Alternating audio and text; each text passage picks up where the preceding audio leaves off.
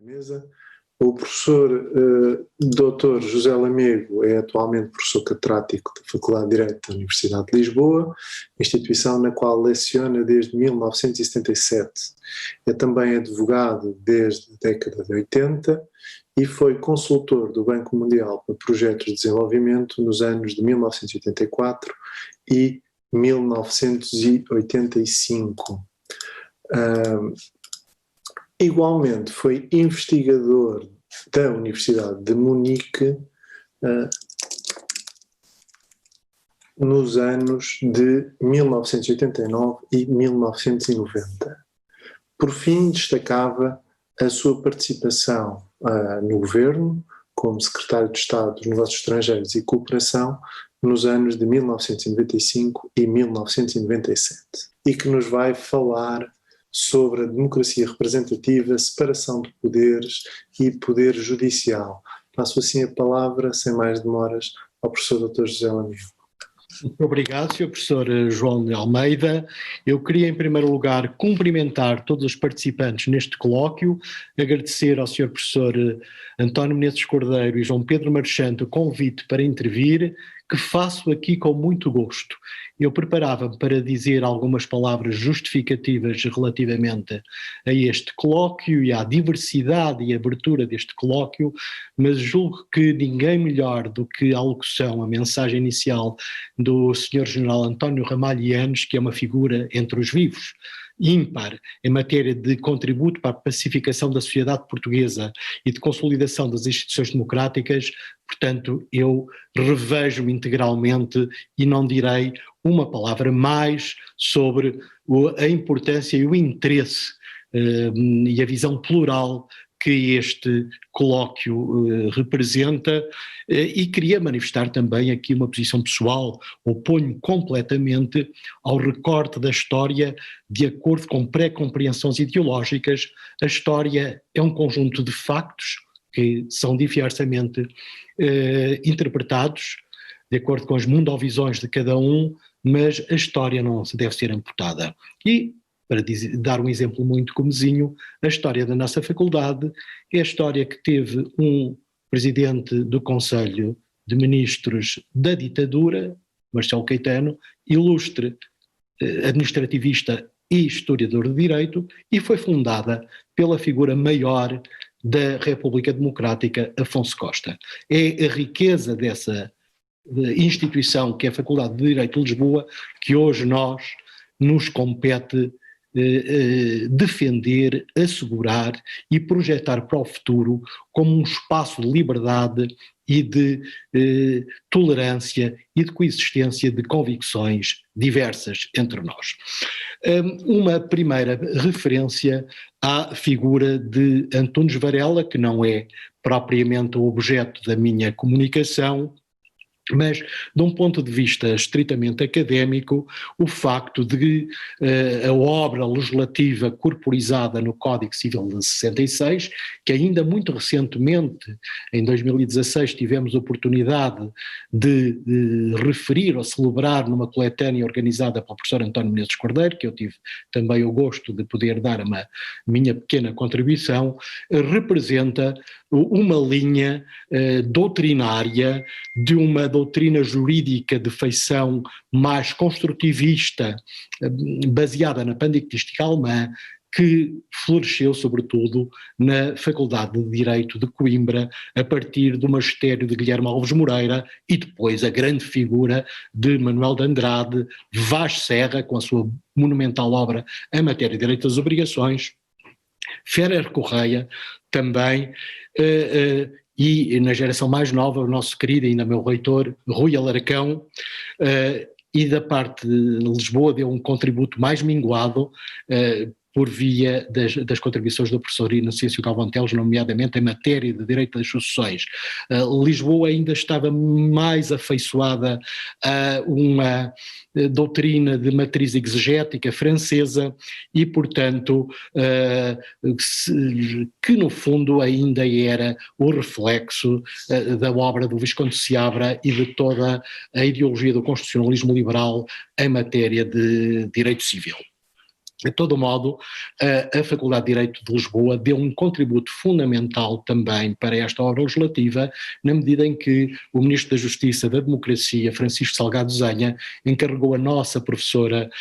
Isabel Magalhães Colasso de presidir a Comissão de Revisão do Código, que adaptou o Código às disposições da Constituição da República de 1976. E essa adaptação, e isto é um argumento a favor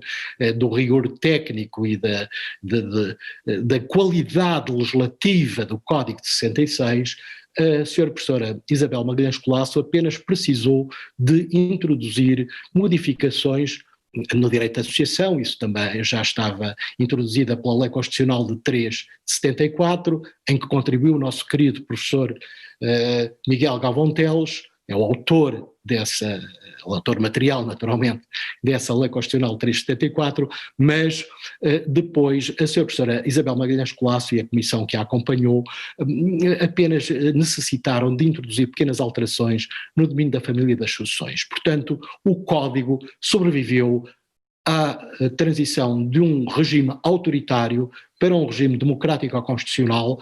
apenas necessitando de atualizar aqueles setores do direito que são mais impregnados por mundovisões e por ideologias e por novas representações sociais, naturalmente, há sempre que adaptar às novas representações sociais, que é o direito da família e o direito das sucessões. Dito isto, voltaria naturalmente a dizer-vos que é um grande gosto para mim referir aqui ou evocar José Luís Nunes. Já o conheci muito superficialmente, é de uma geração um pouco anterior à minha, mas eu, ao evocar aqui, ou julgo que os organizadores do colóquio, ao evocar José Luís Nunes, evocam toda a pléiade de constitucionalistas, nomeadamente os de formação académica, como Jorge Miranda, Carlos Alberto Mota Pinto, Vital Moreira, Figueiredo Dias, Barbosa de Mel, Freitas do Amaral, Costa Andrade, Marcelo de Rebelo de Sousa, que contribuíram para a fonte primária do direito português, que é a Constituição da República de 1976, afeiçoada pelas diversas revisões, nomeadamente, ou sobretudo, pela revisão de 1982 e pela revisão de 1989. E é um espírito de grande abertura e de superação de alguns velhos preconceitos que nós aqui passemos a referir alguém que não era académico, mas que era uma pessoa de vastíssima cultura, um democrata de sempre e que teve intervenções importantes na Constituição, na Constituinte e na elaboração de Constituição de 76, sendo depois de Vital Moreira aquele deputado constituinte que mais intervenções teve nos trabalhos preparatórios da Constituição. E agradeço ao Sr. Professor João Pedro Marchante o facto, foi ele próprio, quando conheci o José Luís Nunes até como líder parlamentar, foi depois, mas isso, a política é feita de injustiças e não nos compete a nós, só os juízes supraterrenos, para quem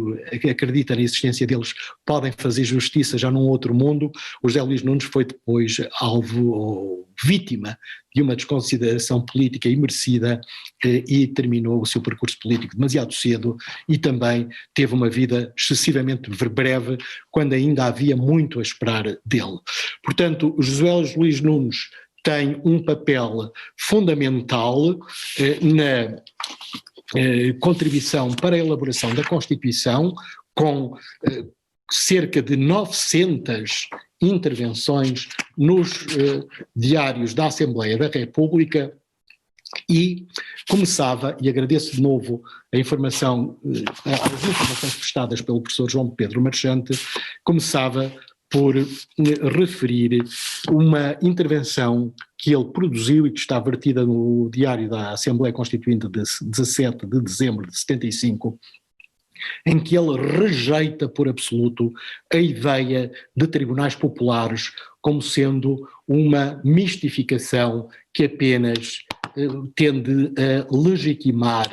a violência política. Essa intervenção é uma intervenção muito rica e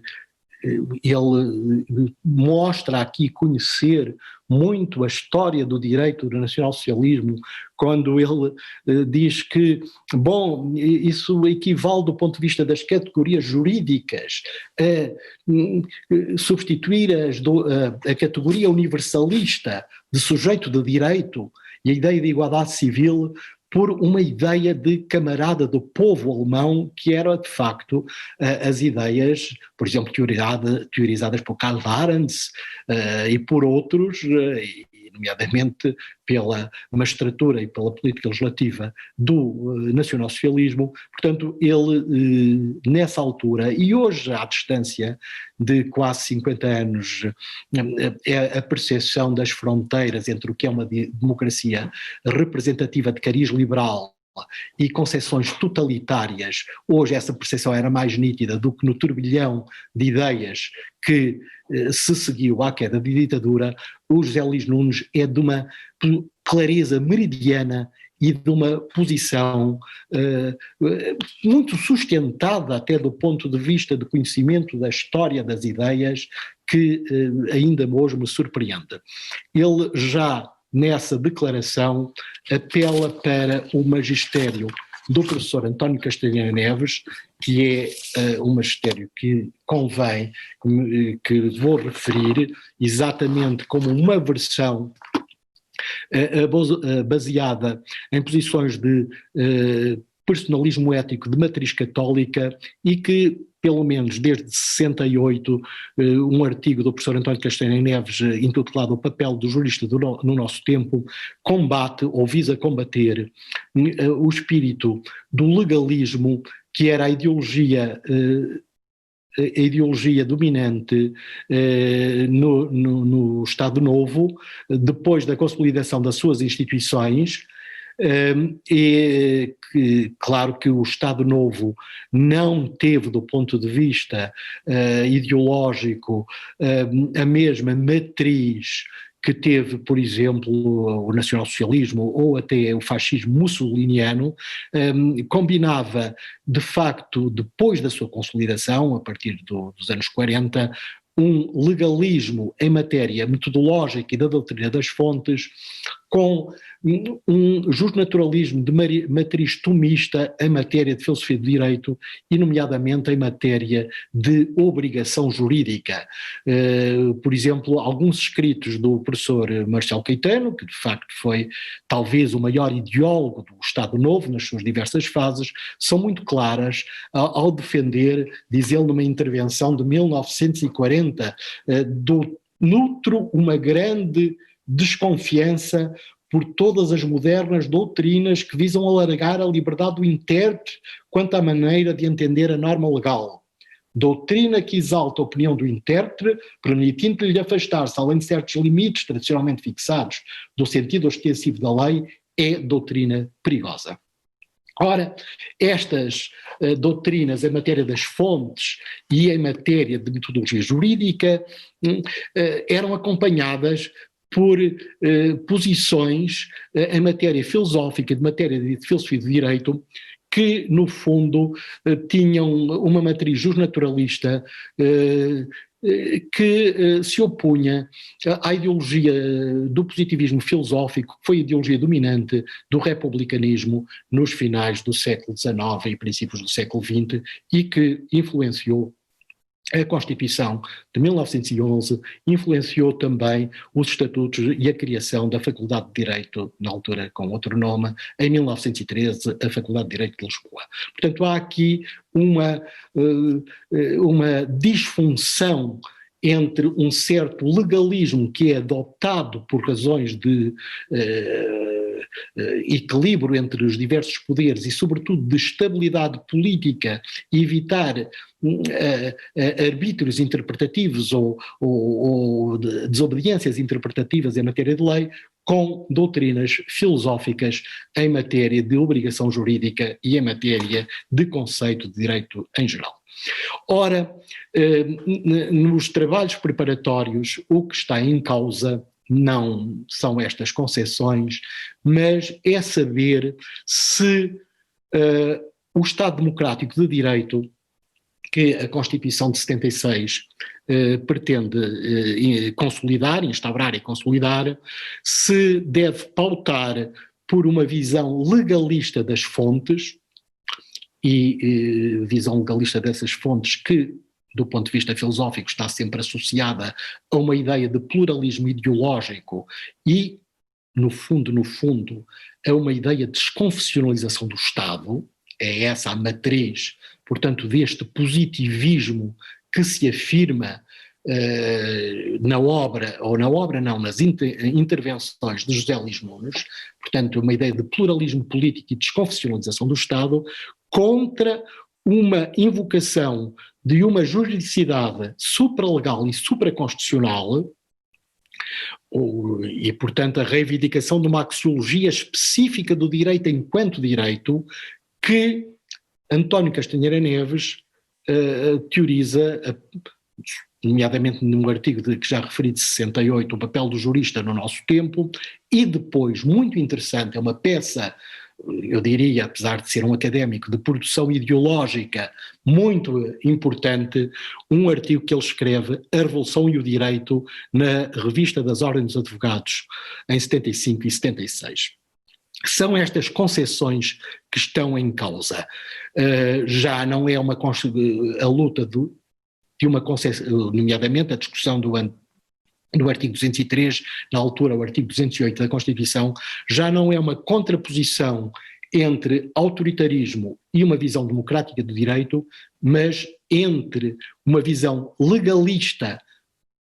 associada a uma concepção política de pluralismo moral e de desconfessionalização do Estado, versus uma concepção de personalismo ético de matriz católica. Era isto que estava em causa em 76. E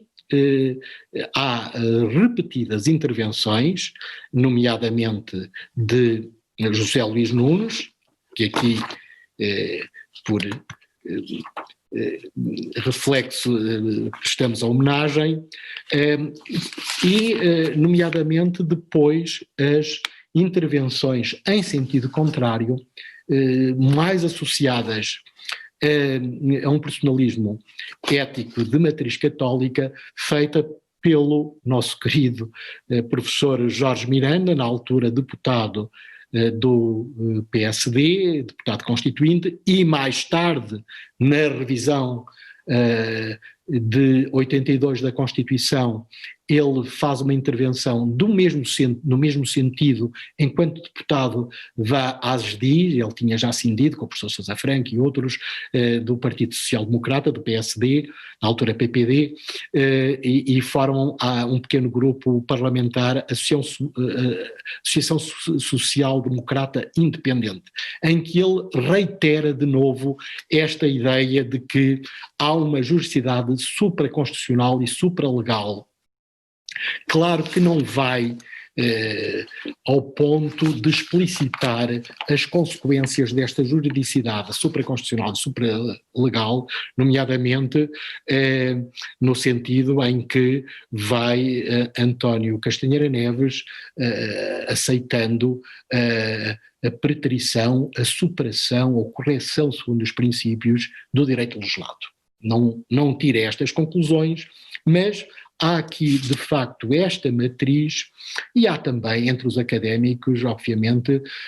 há também linhas de continuidade da doutrina em que recorrem. Há uma intervenção também do deputado Costa Andrade a reiterar estas posições de invocação de uma juridicidade supraconstitucional e supralegal, na revisão, depois já numa revisão de 82, mas o que acaba por prevalecer é uma visão legalista nas intervenções que considero muito felizes de José Luís Nunes, na altura também já na Constituinte de Vital Moreira, dizendo que não se pode invocar o direito contra a lei e contra a Constituição, isso seria abrir o caminho ao arbítrio judicial e à incerteza e imprevisibilidade do direito. E depois, na segunda revisão, também em 89, intervenções muito interessantes,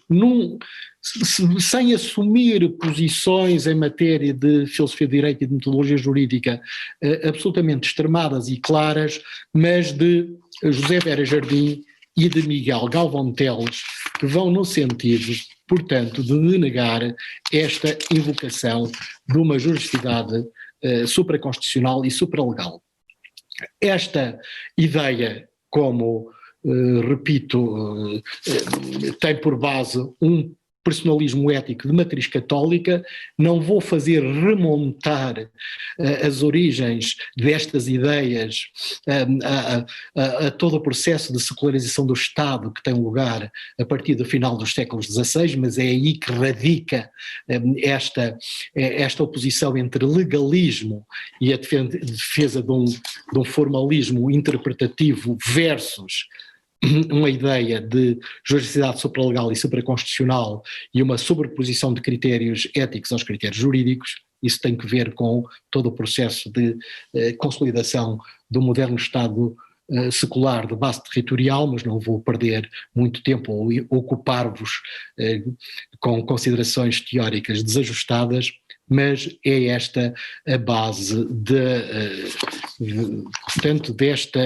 contraposição dentro já do regime democrático entre duas concepções, a concepção do professor António Castanheira Neves, que tinha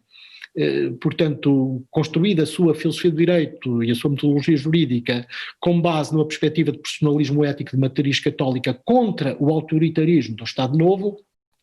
muito baseado na literatura alemã, nomeadamente dos anos 50 e 60, baseadas numa filosofia existencial e filosofia dos valores, Max Scheler, Nikolai Hartmann e outros, mas, de facto, o que se consolida com a Constituição, em 75, depois na revisão de 82, na revisão de 89 há também uma intervenção da altura do deputado do Partido Comunista Português, José Magalhães, no sentido de defender também uma visão legalista e afastar essa ideia de uma juridicidade supraconstitucional e supralegal. Uma intervenção que é de uma grande riqueza intelectual, esta intervenção do deputado José Magalhães na altura, em que mostra conhecer bem qual foi a história das ideias jurídicas na Alemanha dos anos 30 e depois na Alemanha dos anos 50 e 60 e, portanto, toda a discussão ideológica que houve à volta dessas questões. Apenas isto para sublinhar que não é absolutamente e condição imprescindível de ser académico para ter uma visão informada do direito e das discussões sobre a filosofia de direito. Ou seja, o artigo 203 tem uma sedimentação muito clara e a explicitação dos seus pressupostos é clara a partir da leitura dos diários da Assembleia, quer da Assembleia Constituinte,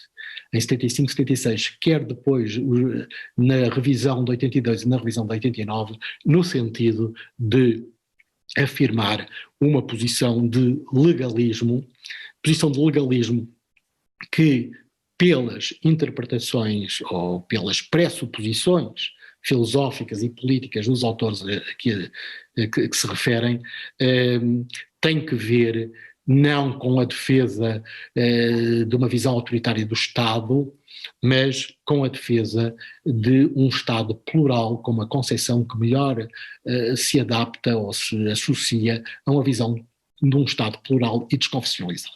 E é por isso que a ideia de positivismo jurídico ainda às vezes causa algumas resistências em vários setores da academia, em Por exemplo, eu às vezes vou fazer conferências ao Brasil e quando me afirmo como positivista, se vejo algumas pessoas levantarem os cabelos iriçados e não perceberem o que é o positivismo, quando eu fui defender as obras do Hans Kelsen, disseram que o Hans Kelsen, o que é uma manifestação de ignorância da história total, o Hans Kelsen era cúmplice na imposição ou na afirmação do arbítrio nacional-socialismo quando ele foi perseguido, expulso da universidade e obrigado ao exílio, e se não se tivesse exilado podia ter acontecido algo ainda pior, exatamente pelo regime nacional-socialista. Portanto, há aqui um conjunto de ideias que hoje na Alemanha, que foram afirmadas na Alemanha nos anos 50 e 60, por uma necessidade de desculpabilização histórica e de reconfiguração do que foi o passado nos anos 20 e 30, nomeadamente na República de Weimar, não me vou afastar muito disso, mas aquilo que nos anos 50 e 60 era tido como um artigo de fé quase, algo indiscutível, nomeadamente as doutrinas de personalismo ético, de inspiração fenomenológica, que em Portugal são muito representadas pelo professor António Castanheira Neves e também por João Batista Machado. Essas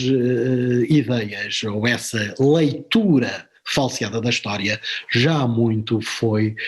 desmentida por autores que o professor João Pedro Machante me refere sempre com muita simpatia, como sendo Bernd Rüters, Michael Schulheis. Portanto, toda essa história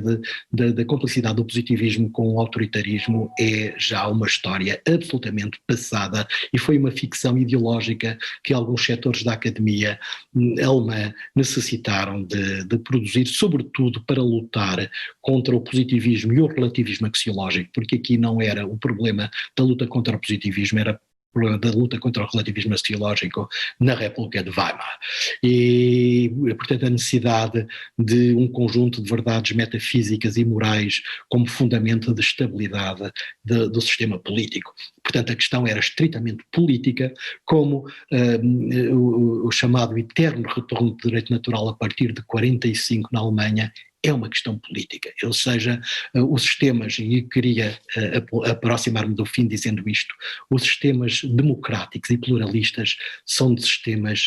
como as flores, são sistemas muito frágeis. E, portanto, alguns autores acham que para superar essa fragilidade do relativismo axiológico precisamos de criar um conjunto de verdades metafísicas e morais, nomeadamente promovendo o retorno à tradição do antigo direito natural. Não é do direito natural profano moderno de Pufendorf e seguintes, é do direito natural clássico e medieval. É o que faz Heinrich Hohmann, é um autor muito interessante, que escreveu um livro que teve uma grande influência na altura, nos anos 50, na Alemanha, e finais dos anos 40, anos 50, que é o eterno retorno do direito natural. É o que faz Michel Villet em França, de maneira muito explícita, lutando contra as concepções modernas do direito, nomeadamente as concepções legalistas, mas também as concepções de matriz individualista do direito natural profano moderno, sobretudo a partir de Pufendorf. E é o que faz, a nível da filosofia política, Leo Strauss, portanto, com o direito natural e história. Dito isto, e tendo-me dispersado por muitas questões que só pude enumerar de modo telegráfico, voltava aqui a agradecer aos organizadores, à diretora também da Faculdade de Direito, professora Paula Vaz Freire, que nestes tempos de contingência, e isto era um termo que muitas vezes se usava, mas para referir outras coisas piores, nomeadamente na literatura alemã, os tempos de contingência, hoje os males não são causados por homens, são causados por vírus, mas dizer que este colóquio, com a sua diversidade de posições, é no meu entender, modesto entender, uma afirmação de vitalidade da Faculdade de Direito de Lisboa, do caráter plural do seu corpo docente e das opiniões que o seu corpo docente expressa, plural do ponto de vista das ideias, mas também do ponto de vista da filosofia jurídica e da orientação metodológica, e deixar aqui uma palavra de lembrança para o único constitucionalista que eu citei ou referi, que não o único constitucionalista, não, o único constituinte que referi, que não era académico, mas pelas suas intervenções nada ficou a dever ao mundo académico, foi José Luís Nunes. Muito obrigado.